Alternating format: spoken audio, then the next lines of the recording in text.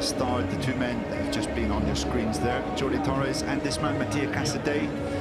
Well, where do we even start with race one? I mean, Fran was talking about Tito Rapat getting excluded from results. I don't think it was maybe the cleverest riding from Rapat to, even though he was one lap down, basically riding in the midst of the battle between 4th place and 5th place at the time. Maybe held up Matteo Ferrari just a little bit behind. But then also, of course, the performance of this man. What a last lap it was from Andrea Mantovani. Yeah, absolutely. It started obviously from 3rd on the grid. We'll start this race as well, but it really got bogged down on the straight right at the beginning of the race. Pulled a brutal move on Kevin Zanoni, which punted him all the way back and put Mantovani through back towards the top 5 and chipped away, and until he won the race ahead of Casadei with a fantastic move down at turn 10. So absolutely cracking stuff that was. As we see Zanoni on our screens now, he will be looking for a much more sane start for the start of this race, taking off from row 2. Certainly one of the riders where you would expect now to see him up into playing for the top spots in this race now. Yeah, he'll be looking to stay out of bother on the first lap. Obviously, he was given a bit of a punt, a bit of a shunt by Andrea Mantovani, which caused him to drop back outside the top 10. Another man he'll be looking for a clean start. It's a little disappointing, you have to say, to finish down in 8th in race 1. He's coming from the middle of the second row, 5th position qualifying for him.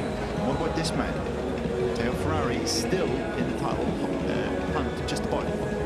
Yep, 6th on the grid he is then for today's 2 races, but that didn't really stop him too much from fighting in the leading group. He definitely fell back a bit in the initial stages, which allowed the likes of Torres and that to escape. But let's go down to pit lane on the grid actually as well. Fran is on the grid actually with Alessandro Zacconi starting for 9th. Let's hear from him. I am, and the favouritism is purely that Alessandro also favourites us and lets us ask him things on the grid. But how are you feeling ahead of this second race? You had pretty good pace in the first one. You were right in some of those big battles at the front. Yeah, we did a quite good pace in the race 1. We will try to improve in this race and we'll see what's happening. And we'll see the skies as well. Thanks very much, Fran. Thanks to Alessandro Zacconi for being a constant presence on our build-ups to the race this year. You can see as we come on board with the safety car. Looking out the window, track conditions look pretty much perfect. Not quite as windy as it was earlier, and despite a little threat of rain, we are hopeful that everything stays dry for this 7-lap race coming up. Good performance from this man, Nicola Spinelli.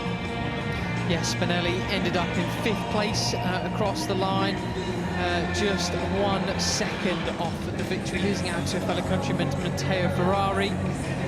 That was a great performance from Spinelli, you've got to say. Of course, Jordi Torres, we didn't really mention him much, but of course he finished way down in 7th place in the end, but after that turn 1 move from Casadei, Neil, you weren't too enamoured with that.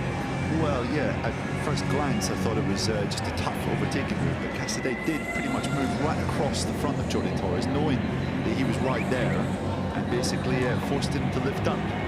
I can confirm, sorry to cut in there, it was so brutal as well, right in the middle of the word can. I can confirm on that one though, that there's no further action, definitely. Stuart have looked at that and decided to leave that be. But yeah, it was very tough, wasn't it? And remember what Torres said on Thursday as well. He said that he thinks Casadei is going to be the one to really push those elbows to the limit. Well, there we go. Will there be any similar sort of tough moves going on there? There is Casadei, 2nd on the grid there, with Torres still taking off from pole position. The fight back is well and truly on. Let's see how they get on. Race 2 coming up next.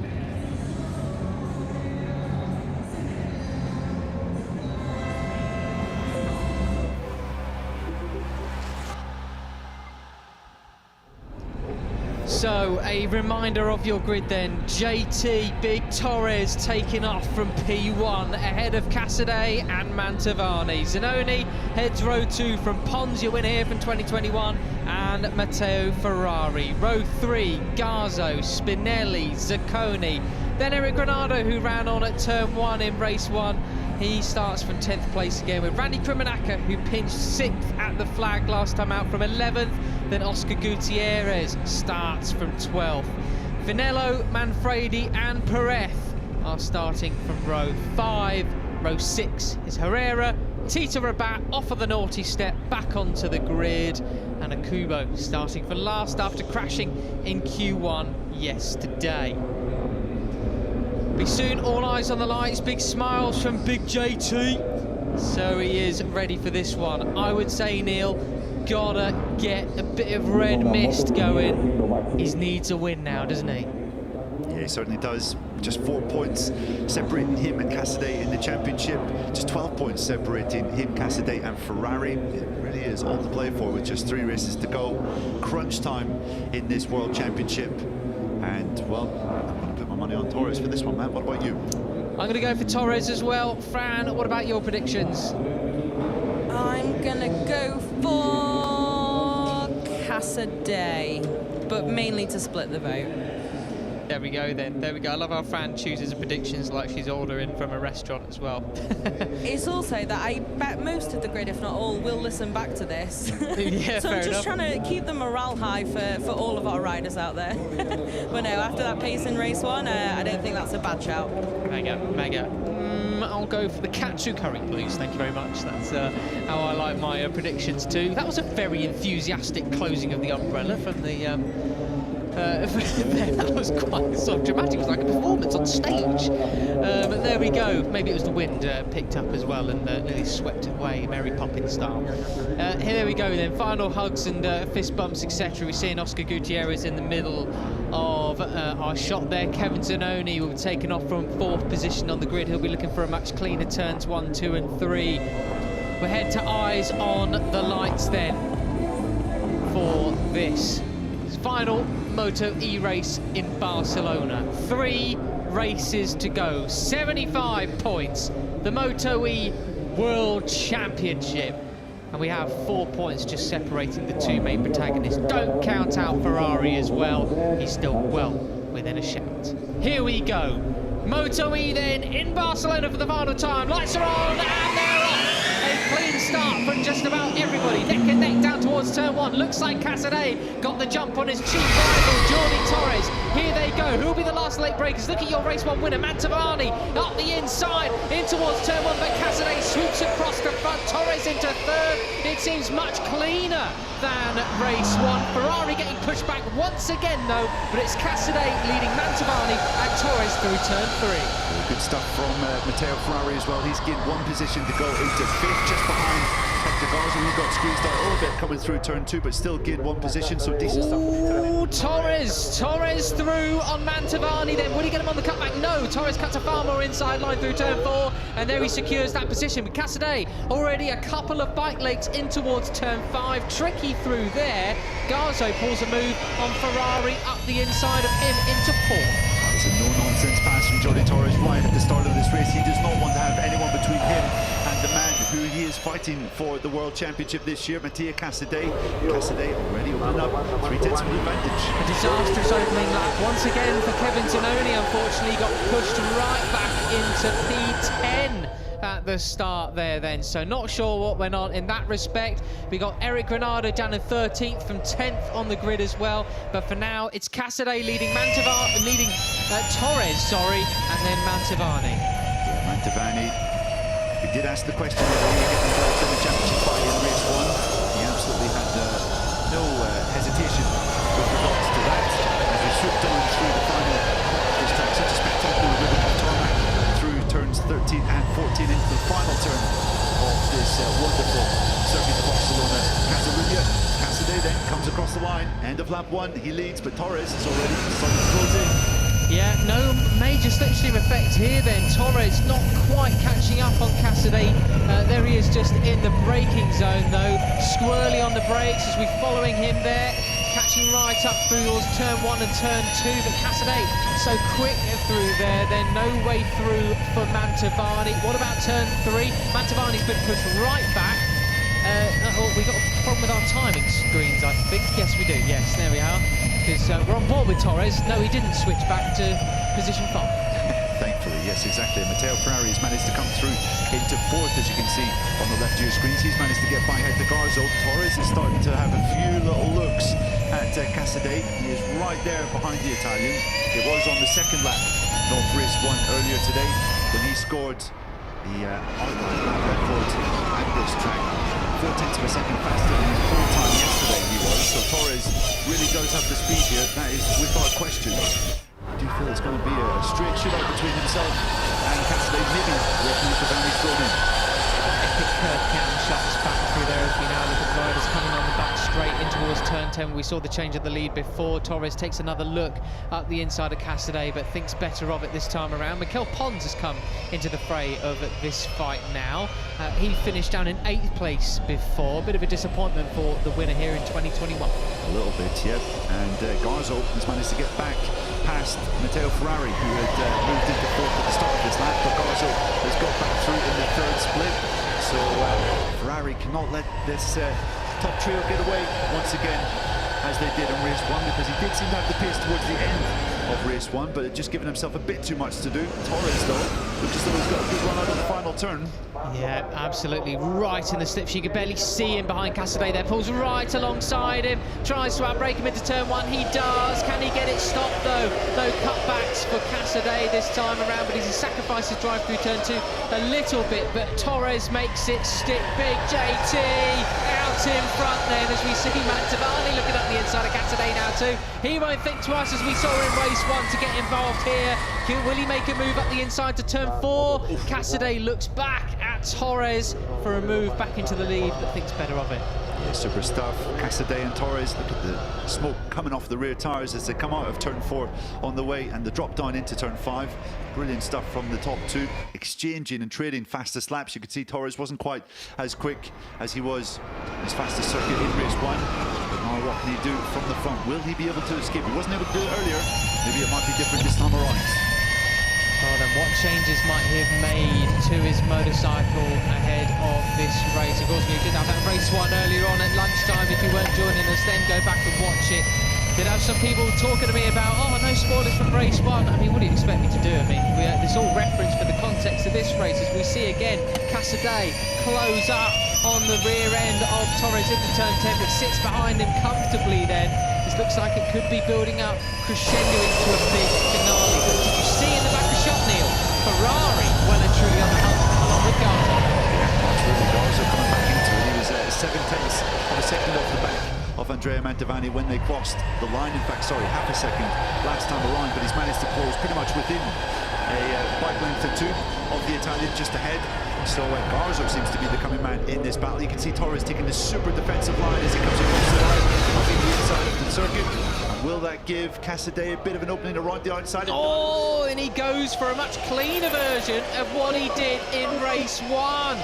Basically round the outside, letting his brakes off. Shades of Rossi and Lorenzo back in 2009. Textbook Catalunya move. And as you said, man, Hector Garzo, he's the coming man in this race. We've got a lead group of, I think, 7. Even Nicola Spinelli back there in 7th place is right in the mix, just behind Mikel Pons. But Garzo has managed to hack away at that gap to Andrea Mantovani in 3rd. And Garzo's fastest lap of the race was 3/10 of a second faster than the top trio. MotoE really is the proper tyre torturing championship, isn't it? The smoke coming off those rear tyres on the outward side of turn 4, just absolutely brilliant to watch. It's very, very cool indeed. As we see then this group proper packing up once again then. I wouldn't mind seeing I wouldn't bet against seeing a big move coming at the end of the back straight again from somebody. As we see Garzo looking menacing, delighted with a podium on home soil. Race 1 earlier on, he'd love to go a couple of positions better and bag a second MotoE win. As we go on board with Jody Torres, just looking back, everything all in order. And what about this for a MotoE race? Once again, the electric racing class serving up some delicious racing. We have a lead group of, what, 9 riders here, I think, going all the way back to Randy Krummenacher now in 9th position. Alessandro Zacconi, the Krummenacher just about joined onto the back. And even Kevin's Noni in 10th, I think he's just about there in the mix. So it is as close as you like it. And with real ramifications for this championship fight.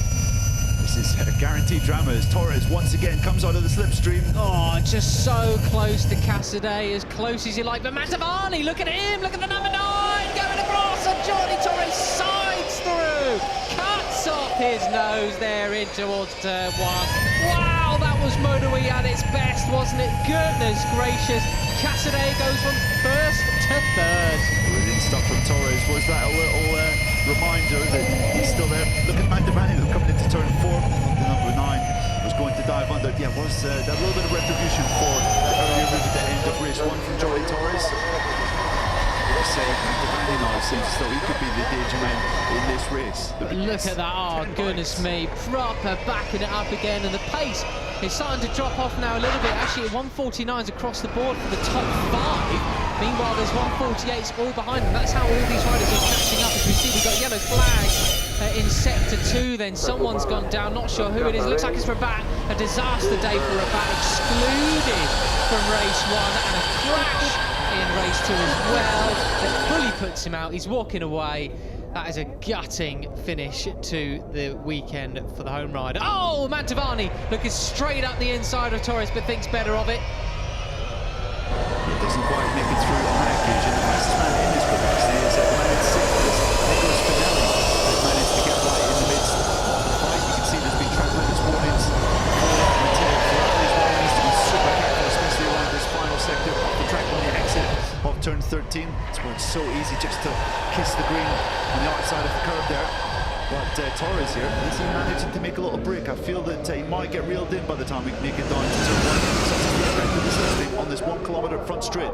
So it's 81 leads from number 9, but the 40 of Casadei looking strong. Number 4 of Garzo looking up the inside into second place. He nudges them out the way, just muscles them out, moves brilliantly into second place. That was fantastic from Garzo. I don't think Mantovani or Casadei were expecting that from him, but more keeping an eye on each other. But Torres, meanwhile, staying strong out in the lead there. No moves on him that time around, as Mantovani just takes another look up the inside of the number 4. I think Garzo could be someone who's really likely to potentially get that victory here, as we're looking at just a delightful shot. Delicious, as Neil Morrison says. Someone's done that in our ears. Yeah, could well be. No! You're joking me! Wow, many twists and turns could it take? He's just handed the lead to Casadei. Torres! Oh, what have you done, Jordi? Goodness me, Jordi Torres has just thrown away the championship lead in home in Catalonia at turn 5 with just 2 laps of the race to go. The man who's usually so consistent has made a massive mistake at such a critical time. Oh my goodness, you can't believe it. I mean, how many twists and turns? It's like someone from up above just has a chaos button. They just keep pressing at unsuspecting moments in this MotoE World Championship, and that leaves Hector Garzo hunting for his second MotoE victory. 23 points off the championship lead going into the final round. Here's what happened with Jordi. He was all over the place. We were focusing on Spinelli. Meanwhile, Torres' front end had washed away. Goodness me, well, can you get it any more dramatic? Days racing of MotoE action here in Barcelona. Incredible stuff. Jordi Torres' first DNF of the season. Oh. What a time for it to come as we start the last lap, and it's a 5-way fight for victory. Look at Casadei coming. Oh, three abreast into turn 1, and it was Casadei coming out on top. Casadei leads then from Mantovani and Garzo. Catastrophic for Jordi Torres' championship chances if Casadei wins this. Same goes for everybody else.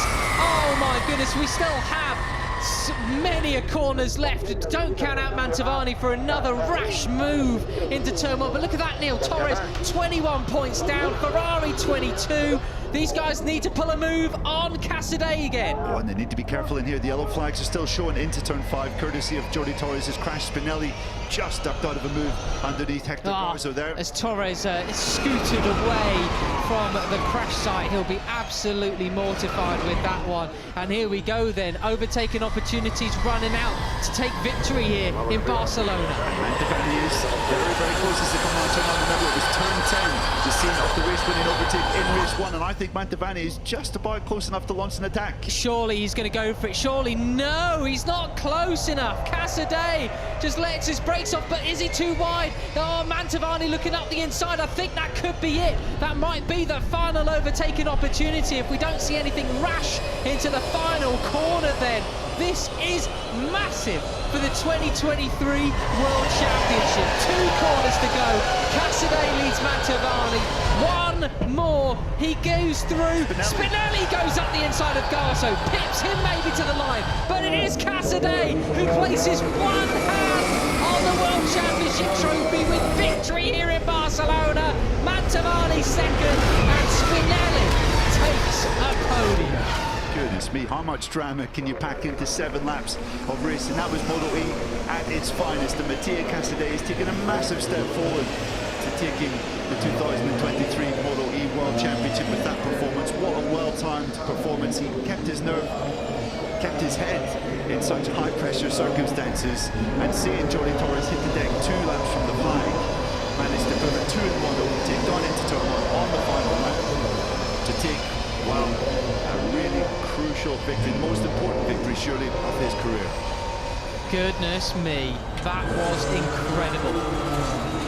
Blimey O'Reilly, I don't even know where to start with all that. It's just one twist and one turn after another in MotoE this year, isn't it? We thought it is going all the way to the wire in Misano, but that is just huge for Casadei. But by the same token, if Torres stacked it here at turn 5 there, I mean, what's to say Casadei won't do something equally as disastrous for his own championship chances in Misano? Yeah, absolutely. There's a lot of pressure that comes with being a clear favourite going into the final race of the season. It can be a heavy crown to wear for sure. We will definitely see just what Mattia Casadei is made of in 1 week's time, of course. We're going to the Adriatic Coast, Misano next weekend for the 12th round of the season. The 8th final round of the World Championship. This will be decided, but goodness me, Jordi Torres, I did not see that happening. Torres has managed to finish every single race, man, this year inside the top 9. He is the mono professional, always consistent, and for him to crash out 2 laps from the flag is just so out of character. Perfect timing. The bike still with its green light on, just being left there essentially. Here's what happened again then. So Torres comes out of the corner. You just see him get swirling under braking, and yeah, just that front end was not planted enough, was it? Skating all over the place, and that's that, unfortunately.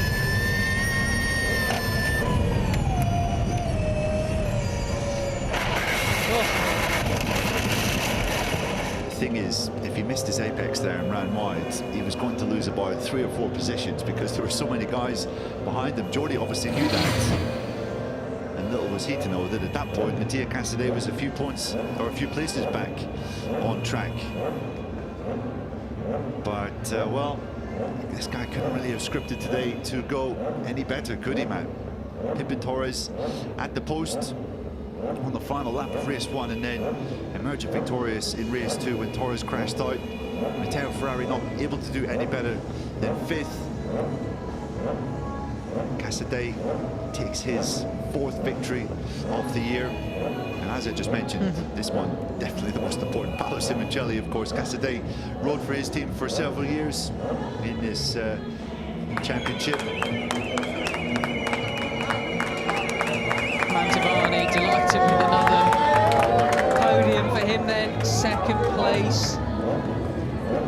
Casadei, well, 219 points, 21 points adrift is Torres Ferrari, 22. Oh, wow.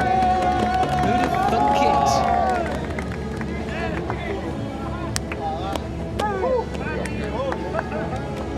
Ah, lovely images then. A special weekend for the Pons team, announcing stepping away from the World Championship for next year.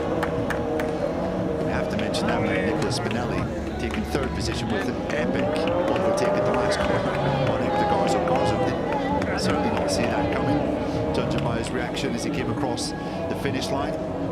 Spinelli is a bit of a thing for epic last lap overtakes, didn't he? A brilliant move on Jordi Torres on the final lap. Right on the outside into Veal. I think at race 2 at Silverstone to take 3rd position. That's his 3rd podium of the year. It's been a really strong rookie campaign for him, which sees him rise up to 8th in the standings.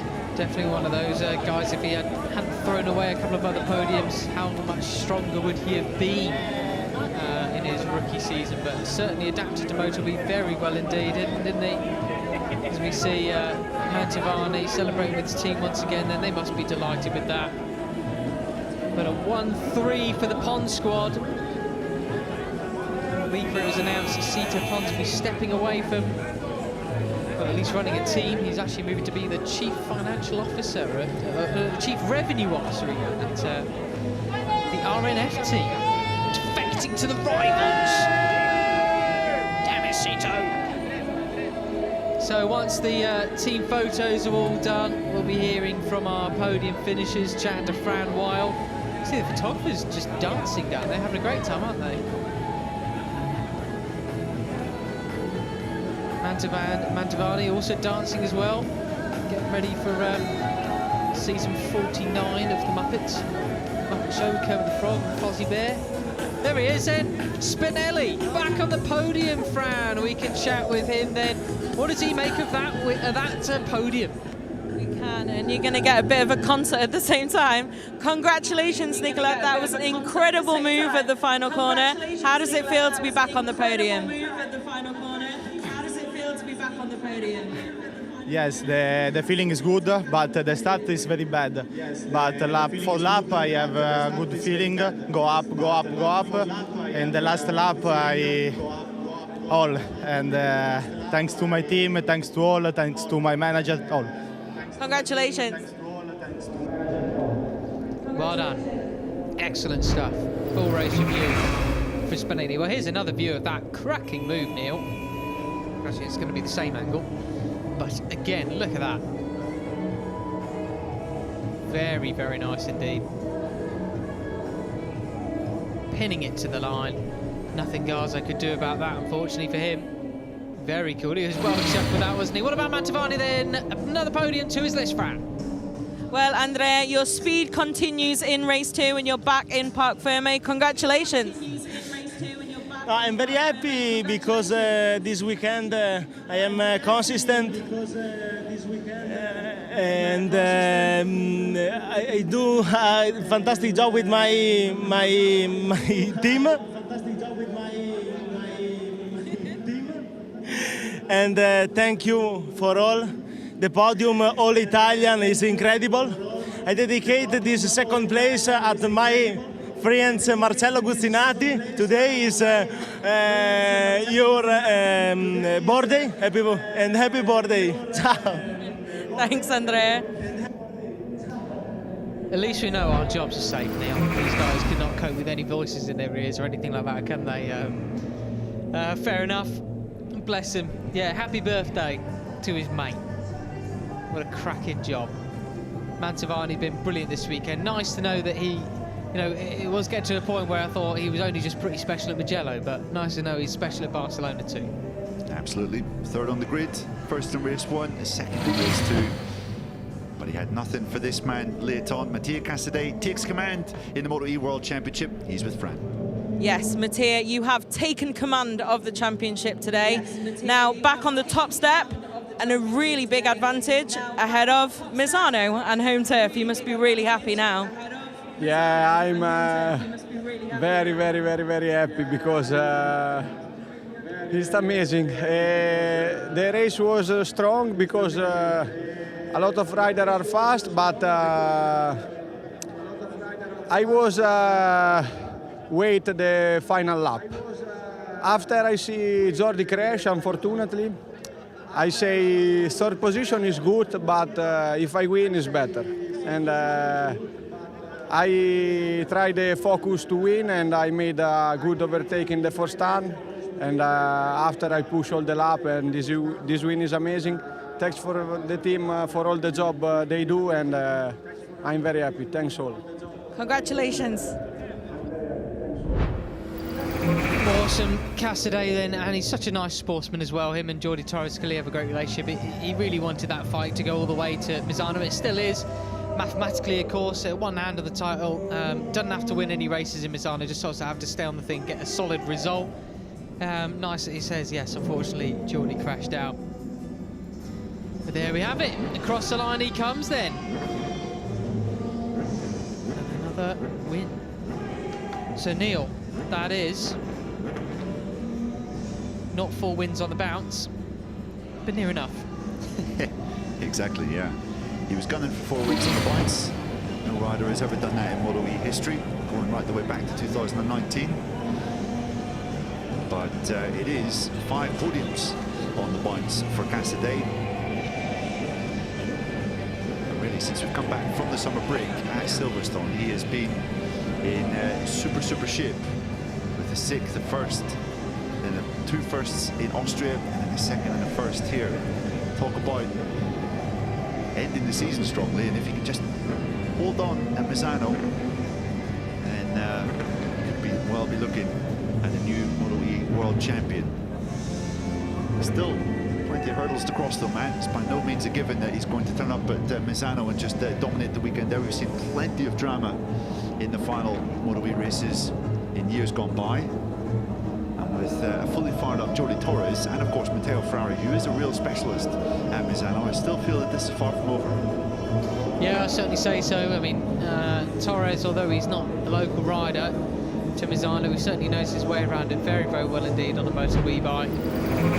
So what is this then? Just a nice replay of Casadei then, delighted with his win. Fans in the grandstands cheering him on still. Yeah, that's how it's done, isn't it? The form of his life is Matteo Casadei. Big day in the championship for him. Of course, really good friends with likes of Enea Bastianini, Tatsuki Suzuki and Nicolo Bulega. All those guys all look nice, adorable quartet. Going cycling with each other, training and everything, and might be 2 world champions added to that group. Oh no, Bulega's the junior world champion, wasn't he? Was he the final CV champion? I can't remember. Could be the Supersport champion this year, as we see another replay of that crucial moment, not just in today's race, but potentially in this year's World Championship. Jordi Torres just getting a little out of shape, a little ragged down there into turn 5 as he tried to pull it back towards the apex. The front just tucked away, and he knew at that moment what a massive mistake that was, what massive implications that would have for the championship. Oh, Jordi, what a time to have your first DNF of the year, and from pole position, man, you really thought that Torres was looking at least capable of getting a couple of podiums. Definitely the potential was there for maybe a pair of race wins, but it just shows you how sometimes it doesn't work in your favour. It's motorbike racing for you, Neil. As we see Spinelli out onto the podium, followed by Mantovani and Casadei. The loudest voice in the pack, in fact, Mantovani, isn't he? Casadei, then out he comes. Be delighted with that. What an important victory that was.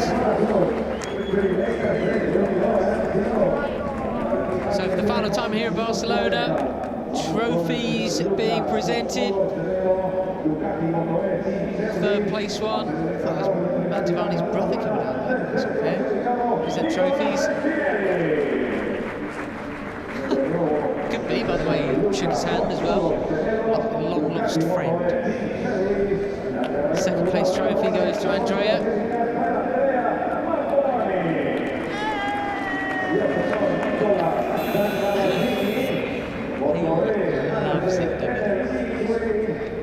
So the winner's trophy goes to Matteo Casadei. There we are then, brilliant stuff. And once again here in Spain, time to listen to the Italian national anthem.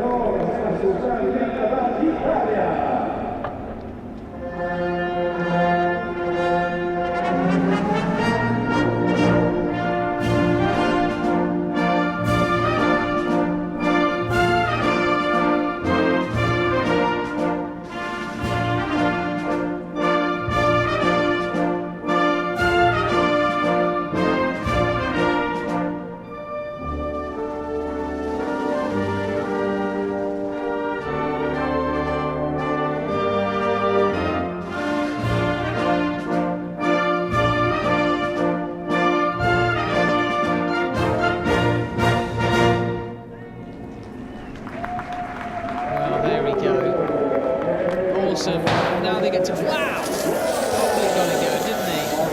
That's it. Drenched the NLX and Ducati lads. Brilliant stuff. That was MotoE from Barcelona. Of course, we'll be back in